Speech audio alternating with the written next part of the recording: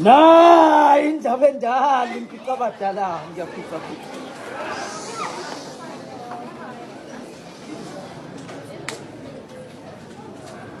Uma kwenzeka lingishonela lingakashoni yela namuhla, uma kwenzeka ungikhumbula Nkosi ngingakawafezi amaphupho ami, ngikhuleka umthandazo wokuthi labo abasele ngemumva inhliziyo zabo zithole ukududuzeka, labo abayofika ekhaya bezobona unomthandazo bamthandazise ngopheli ngaphakathi, ngoba naye sekukaningi ukufa ebhekana nakhe ezinhlamvini zamehlo swelakala ogadlama wakhe.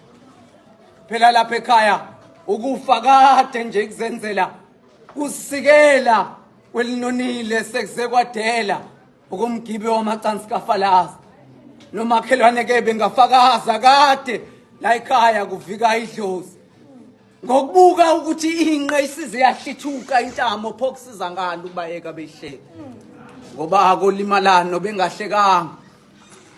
Nani ke eniyofika emncwabeni wami belingazi kakhulu ningakhali kakhulu, ngoba bayingcosana abakwazi ukukhombisa uthando mawusaphila emhlabeni.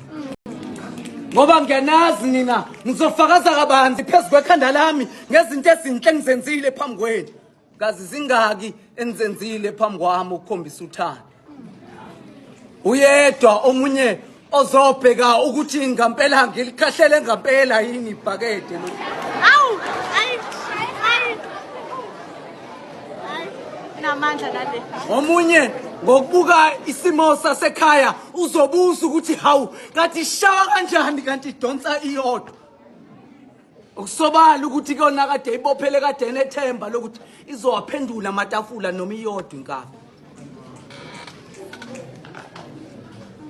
Ngikhuluma lezi ndaba nje ngoba emhlabeni kushintshile izinto, kuya ngokuthi ungubani wakabani unani futhi uphila kanjani. Ingakho mabehlangana nawe bejaha ukubuza ukuthi wenza umsebenzi muni, ungalinge ubaphendule. Bafuna ukuhlutha amanzi akho ngenkathi bephetha ngesigaba senhlonipho abazokunikeza sona ngokubuka ukushona kwephakethe lakho.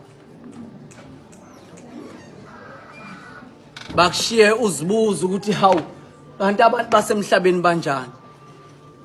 Ingakho ngithi nami uma kwenzeka lingishonela lingakashoni yela namuhla, lona oyofika ekhaya uzobona unomthandazo amthandazise amsize amazise ukuthi ongapheli kuyahlola.